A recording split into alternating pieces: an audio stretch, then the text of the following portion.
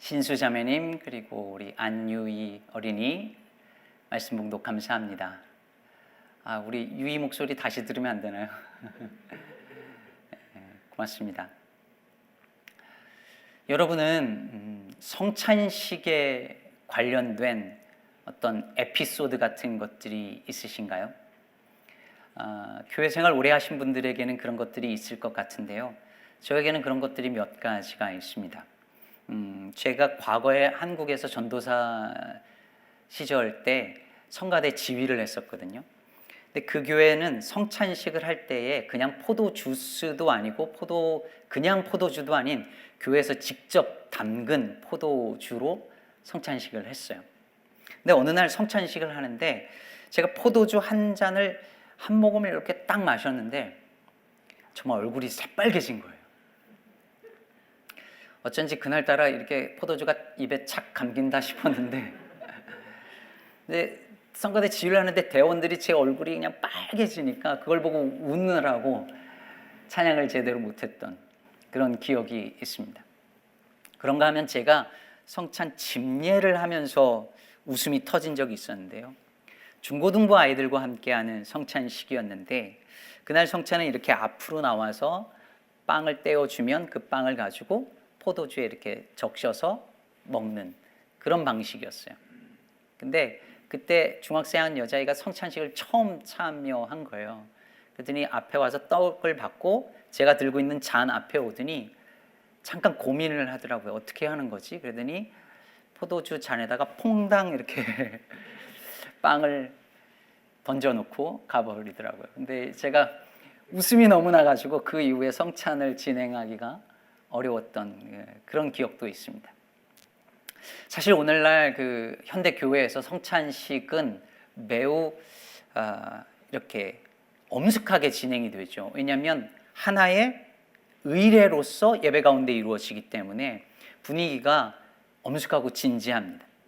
그러니까 이 엄숙하고 진지한 분위기 속에서 돌발 상황이 발생을 하면 사람들이 다 당황하고 또 웃음이 터지곤 하는 것이죠. 하지만 원래 성찬은요, 어떤 이렇게 예배의 의례라기보다는 종교적인 의식이라기보다는 하나의 식사였습니다. 예배당이 아니라 가정집에서 모였었고요. 거기 모여서 그냥 식사하는 거예요. 빵과 포도주를 먹고 마시는 거죠. 그렇게 식사를 하는 그 과정에 그 도중에 한 사람이 일어나서 그 빵과 포도주의 의미를 부여합니다. 빵을 들고 빵을 떼며 기도하고 떼며 이것은 주님의 몸입니다 라고 얘기를 하면 사람들이 또 빵을 먹는 거예요. 그리고 또 식사를 하다가 다시 누군가가 일어나서 잔을 들고 이것은 주님의 우리를 위한 피입니다 라고 말하면 또 포도주를 마시고 식사를 또 이어가고 이렇게 했던 거예요. 그런데 이것이 시간이 흐르면서 예배와 성찬이 분리되기 시작한 것이죠. 오늘 우리가 읽은 이 성찬 제정의 말씀도 실은 교인들의 식사 중에 일어난 에피소드 때문에 사도 바울이 한 말씀이었습니다. 그래서 오늘 이 성찬 제정의 말씀은 바로 그 맥락에서 읽을 때에 더 잘 이해할 수가 있습니다. 이번 대림절 기간에 성찬 혹은 주의 식탁에 담긴 의미에 대해서 함께 살펴보고 있는데요. 지난 주일에는 떡을 가지사라는 예수님의 행동에 담긴 의미를 살펴보았죠.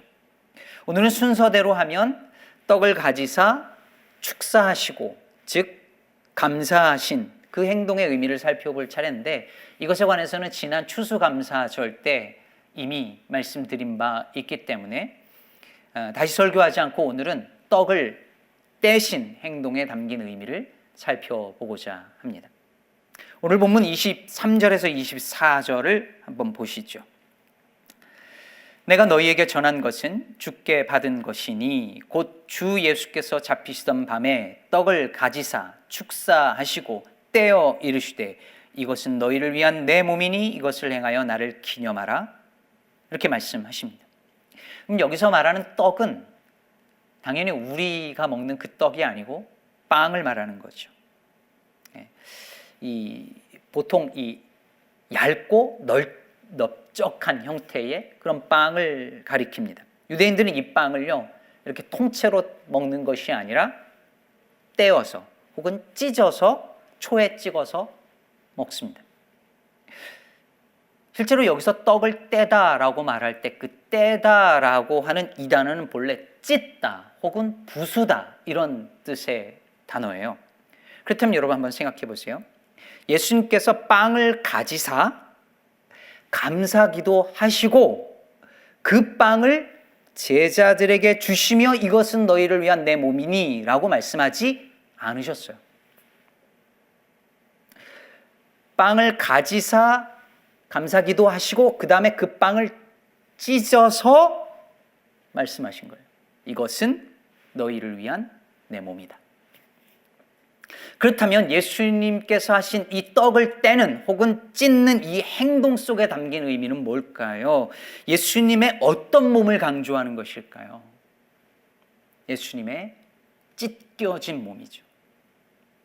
예수님께서 십자가에서 자기 자신을 찢으사 그 찢긴 몸과 흘린 피를 우리에게 주셨음을 떡을 찢는, 떡을 떼는 그 행동을 통해서 보여주시고 또한 그것을 행함으로 예수님을 기념하라 라고 말씀하신 것입니다.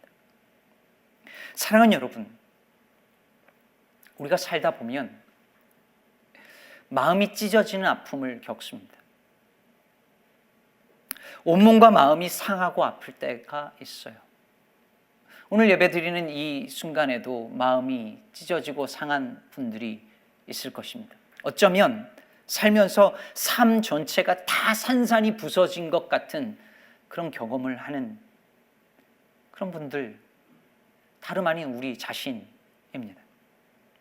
그때 우리가 주님 앞에 나아가는 이유가 뭐죠? 왜 그 상한 마음을 가지고 주님 앞에 나아가죠? 주께서 우리와 같이 상하시고 찢기시고 그리고 그 찢긴 몸을 우리에게 주사 우리를 위로하시고 구원하는 분이심을 우리가 믿기 때문입니다. 그래서 시편 51편 17절은 이렇게 말합니다. 하나님께서 구하시는 제사는 상한 심령이라 하나님이여 상하고 통회하는 마음을 주께서 멸시하지 아니하시리이다. 고정희 시인은 그의 그 아름다운 시 상한 영혼을 위하여 라는 시를 쓸 때 이 구절을 알았던 것일까요? 상한 갈대라도 하늘 아래선 한 계절 넉넉히 흔들리거니 뿌리 깊으면야 밑둥 잘리어도 새수는 돋거니 충분히 흔들리자 상한 영혼이여 충분히 흔들리며 고통에게로 가자. 상한 갈대라도 하늘 아래선 넉넉히 흔들려도 좋습니다. 우리의 하늘 아버지는 상하고 통회하는 마음을 멸시하지 않는 분이시니까요. 실제로 히브리어로 상한이라는 이 단어는요, 샤바르라고 하는데 이게 깨지다, 부서지다, 으깨어지다, 찢다 이런 뜻입니다. 그러니 이게 무슨 의미일까요? 예배는 아무 삶의 문제도 없고 도움도 필요 없는 듯이 곧은 목과 굳은 마음으로 나아가는 게 아니라 깨지고 상처나고 찢겨지고 부서진 마음을 가지고 나아가 주님의 도우심을 구원을 기다리는 것이라는 말이죠. 오직 그런 가난한 마음으로 주님께 나아가는 사람들을 주께서 위로하십니다. 애통하는 자는 복이 있나니 저희가 위로를 받을 것이며. 미국을 대표하는 교육가이자 사회운동가이고 작가인 파커 팔머가 쓴 저 위대한 책 비통한 자들을 위한 정치학은 저의 인생 책 중에 하나인데요. 이 책에 보면 이런 이야기가 나옵니다. 한 제자가 랍비에게 물었다. 토라는 왜 이 말씀을 네 마음 위에 두라고 우리에게 말하나요? 이 거룩한 말씀을 마음 속에 두라고 말하지 않는 까닭은 무엇입니까? 랍비가 대답한다. 우리의 마음이 닫혀 있어서 그 거룩한 말씀을 마음속에 둘 수 없기 때문이지. 그러니까 우리 마음 위에 올려놓는 것이라네. 언젠가 그들은 말할 걸세. 마음이 부서져 그 말씀이 그 속으로 떨어졌다고. 제가요 20살 때부터 설교를 하기 시작했어요. 그러니까 지금 설교자로서 한 30년이 되어가네요. 그래서 한 이쯤 설교해서 그런지 모르겠지만 설교하면서 성도들의 얼굴을 보면, 요즘은 마스크 껴서 잘 모르겠지만 성도들의 얼굴을 보면 다는 몰라도 조금은 보이는 게 있습니다. 저분이 마음이 깨져서 오셨구나. 마음이 상해 계시구나. 상한 마음, 부서진 마음 안고 오셨구나. 반면에 어떤 분들은 다친 마음을 안고 오기도 합니다. 그런데 예배 중에 그 다친 마음이 부서지고 열려서 말씀이 그 마음 속으로 떨어지는 것을 볼 때가 있어요. 그걸 보는 것은 설교자로서 영광이고 얼마나 큰 기쁨인지 모릅니다. 사랑하는 여러분, 오늘 이 시간 주의 말씀을 여러분의 마음 위에 올려놓으시기를 바랍니다. 그리고 이 예배 가운데 우리의 마음이 깨지고 부서지고 열려서 성령께서 그렇게 도우셔서 우리 마음 위에 올려있던 그 말씀이 우리의 마음속으로 떨어지는 은혜가 있기를 주의 이름으로 축복합니다. 지난 2주간에 살펴보았던 오병이어의 기적을 보면요, 이렇게 깨지고 상한 마음의 사람들이 예수님께로 나와요. 근데 그들을 보면서 예수님께서 뭐 같다고 말씀하시죠? 목자 없는 양 같다, 이렇게 말씀하시면서 불쌍히 여겼다라고 말하죠. 근데 여러분, 여기서 불쌍히 여기셨다는 이 말은 그냥 불쌍해라 하는 치근히 여기는 이 정도가 아니에요. 창자가 끊어지도록, 창자가 찢어지도록 아픈 상태를 가리키는 말입니다. 그들을 보시면서 마음이 찢어지도록 애통하신 주님께서 떡을 찢으십니다. 그리고 십자가에서 당신의 몸을 찢으십니다.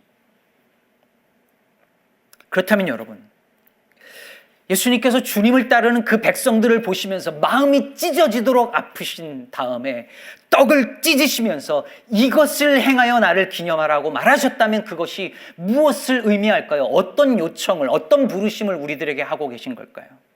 우리도 주님처럼 상하고 깨지고 찢어진 사람들을 위해 서로 마음을 찢고 떡을 떼는 공동체가 되라는 부르심 아닐까요? 헤롯의 생일 잔치처럼 귀인들만 갈 수 있는 곳이 아니라 상하고 찢기고 부서진 사람들, 그런 사람들도 누구나 와서 서로 위로할 수 있는 식탁 공동체가 되라는 그런 말씀 아니겠냐는 말입니다. 그런데 고린도 교회 교인들은 어땠을까요? 제가 작년에 이 본문을 가지고 설교했었는데 혹시 기억하시나요? 당시에 이 고린도 교회, 이 당시에 이 사회에서는 어떤 모임이나 회합을 가시게 되면은 주로 부잣집, 큰 집에서 가졌는데요, 부유층이나 아니면 주인과 친한 사람들은 트리클리니움이라고 하는 좋은 방에서 좋은 음식을 먹고 좋은 포도주를 마시고, 그리고 가난해서 일 마치고 늦게 온 사람들은 그 옆에 부속시설 같은 에이트리엄이라는 방에서 따로 질 낮은 음식과 질 낮은 포도주를 먹었습니다. 에이트리움에서, 트리클리니움에서 먹는 사람들을 보는 기분이 어땠을까요? 저는 비즈니스석을 타본 적이 없지만 비즈니스석에 앉아서 땅콩밖에 안 나오는데, 아니 에코노미석에서 땅콩밖에 안 나오는데 비즈니스석에서 스테이크와 좋은 포도주를 먹는 걸 바라보는 그 기분보다 더 박탈감이 느껴지지 않았을까요? 그런데 고린도 교회 교인들이 심지어 주의 만찬을 먹으면서도 그렇게 한 거예요.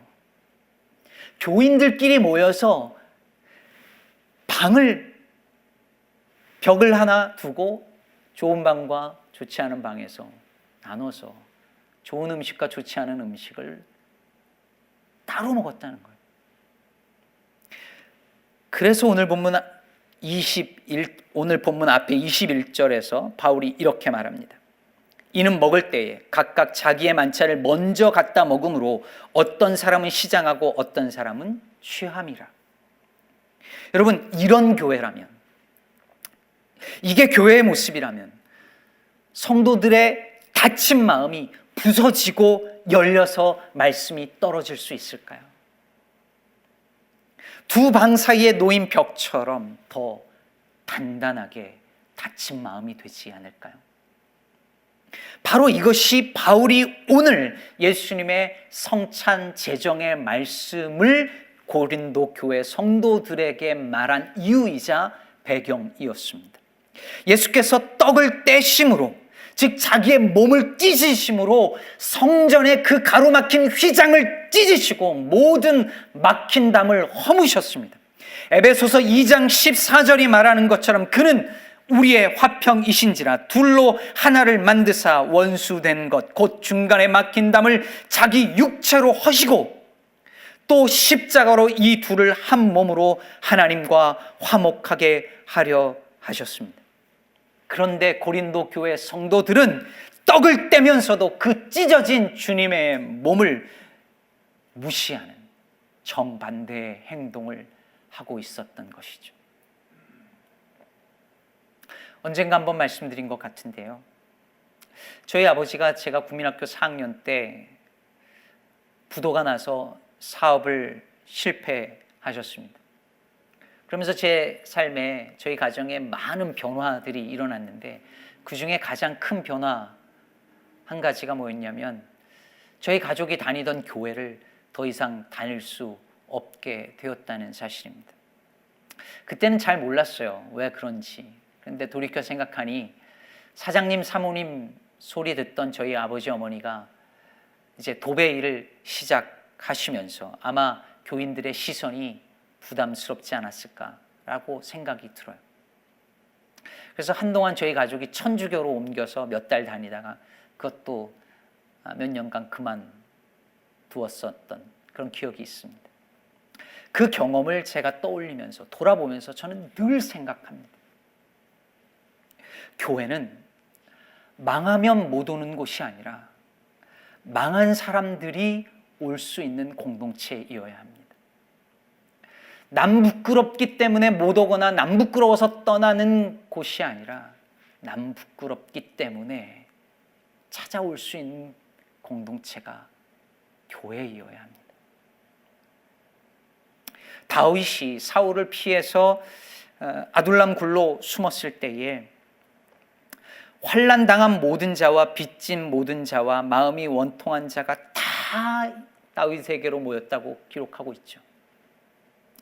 교회는 이렇게 깨진 사람들, 상한 사람들, 찢어진 사람들, 마음이 원통한 사람들, 남 부끄러운 사람들, 인생이 실패하고 망한 사람들이 다 모여서 떡을 떼고 함께 먹고 마실 수 있는 식탁 공동체이어야 한다는 말입니다. 제가 이민자 보호교회 운동을 하면서 소류미비자들의 이 어려움을 들을 때가 많은데요.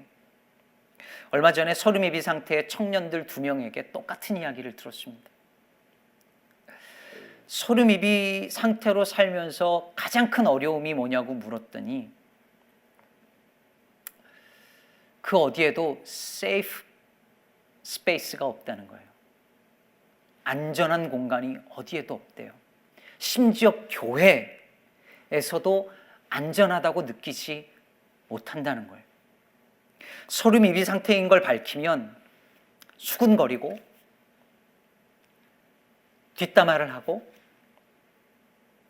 아니면 편견 어린 말을 하거나 심지어 교인들 중에 누군가가 자기를 신고할까 봐 두렵다는 거예요. 실제로 저는 교인들이 서류 미비 상태인 담임 목사님을 신고한 사례도 들은 바 있습니다. 여러분, 교회가 안전한 공간이 될 수 없다면 그보다 더 슬픈 일이 어디 있겠어요? 근데 실제로 많은 분들이 교회를 안전한 공간으로 여기지 못합니다. 자신의 약점을 드러내도, 자신의 실패를 드러내도 괜찮은 곳으로 여기지 못하고 신뢰하지 못해요. 오히려 교회 안에서 자신의 개인적인 이야기를 숨깁니다. 편하게 속내를 내어놓지 못합니다. 아니, 하지 않습니다. 제가 목회하면서 꿈이 있다면, 정말 간절한 꿈이 있다면 우리 교회가 모든 교우들이 어떤 말을 해도, 어떤 말을 나누어도, 어떤 처지와 형편에 놓여 있을지라도 이곳은 안전하다고 믿을 수 있는 공동체가 되는 것입니다.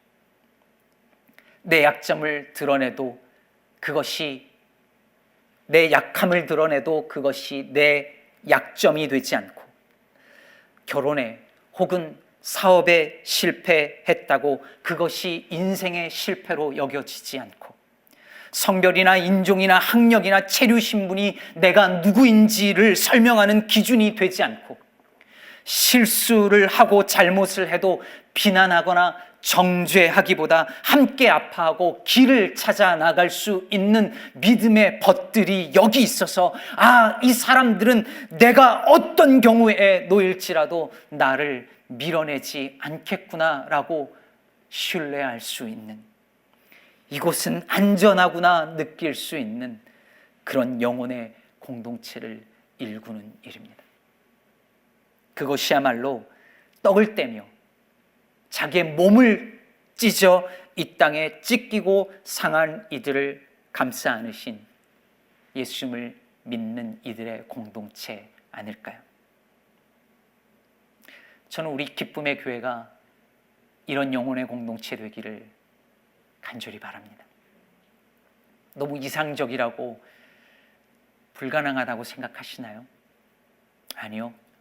떡을 찢을 때 마음을 같이 찢어 열고 상한 영혼을 끌어안을 수 있는 한 사람, 그 한 사람이 되면 됩니다. 아까 언급했던 비통한 자들을 위한 정치학에서 파커 팔머는요, 이 땅에 상처받은 사람들의 그 비통한 마음, 그 broken hearted 그 마음이 현대 정치의 핵심 요소가 되어야 하는 이유를 굉장히 설득력 있게 진술합니다. 근데 여기서 우리가 꼭 기억했으면 좋겠다라는 너무 귀한 통찰을 제공해요. 사람들이 살면서 때로는 상실, 실패, 좌절, 배신 또는 죽음으로 마음이 부서지는 걸 경험하는데, 중요한 건 마음이 어떻게 부서지냐라는 거예요. 만일 마음이 부서지는데 수천 조각으로 부서져 흩어져 버린다면 결국 분노, 우울, 이탈에 이를 것이지만, 만일 아까 그 랍비가 말한 것처럼 마음이 깨져서 열린다면, 부서져서 그 마음이 열린다면 그 결과는 새로운 삶으로 이어진다는 거예요. 그러면서 이 책에서 한 가지 예를 듭니다. 미국 식민지 시절 뉴저지에서 살았던 존 울만이라는 퀘이커 교도에 대한 일화인데요.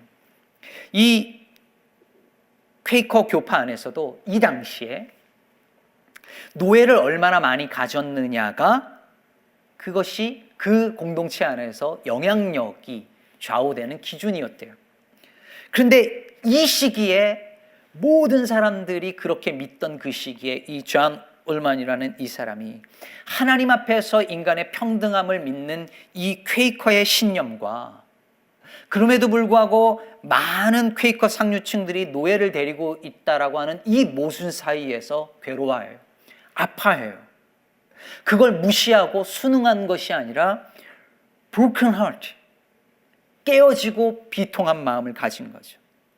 그러면서 이 울만은 염색하지 않은 흰 옷만 입고 다녔대요.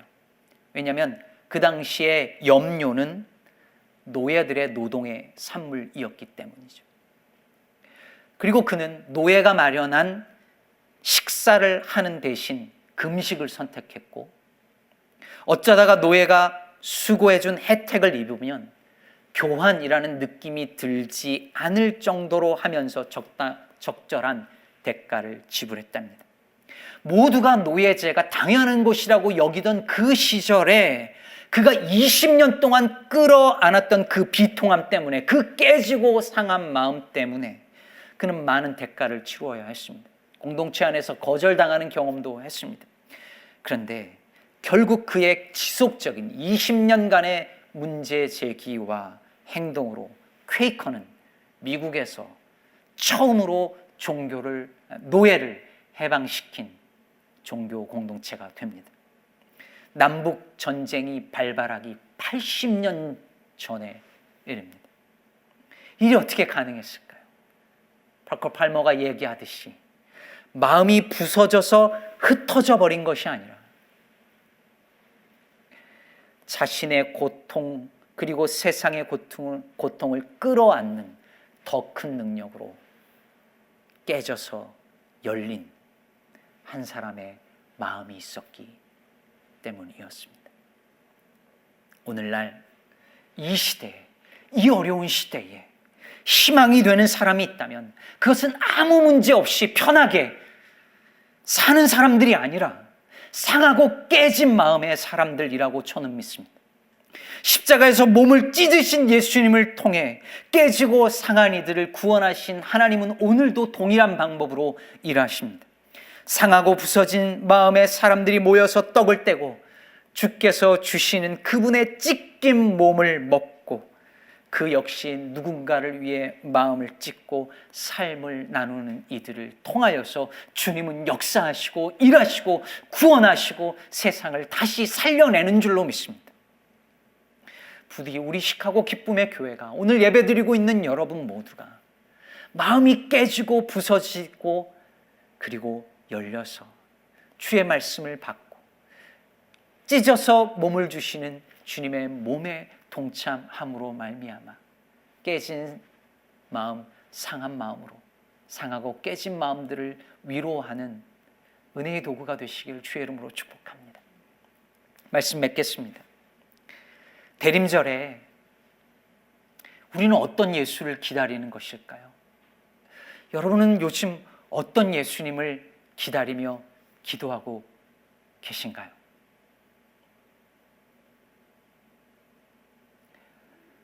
얼마 전 보았던 한 영상에서 세월호 유가족에게 성탄절은 어떤 의미인가요?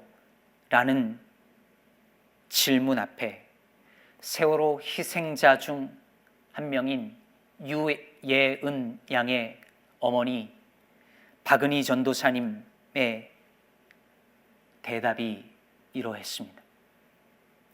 4주간의 강림절을 보내고 맞게 되는 성탄절은 기다림의 성취잖아요.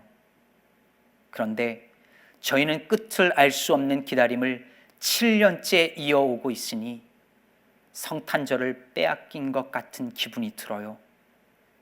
영원히 강림절에 묶여 있는 거죠. 영원히 강림절에 묶여 있다는 이 말에 저는 지금도 마음이 찢어지게 아픕니다. 오늘날 그렇게 끝을 알 수 없는 기다림에 갇혀버린 이들이 얼마나 많을까요?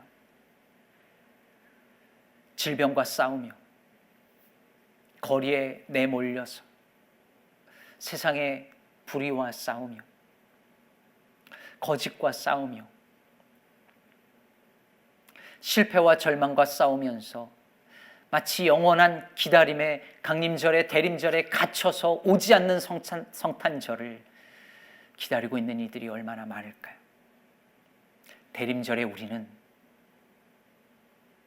우리 예수님께서 바로 그런 이들에게 찾아오시기를 빕니다.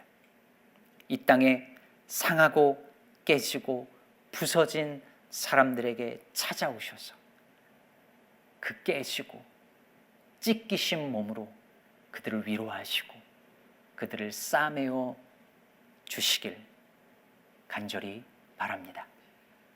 마라나타. 아멘. 주 예수여 오시옵소서.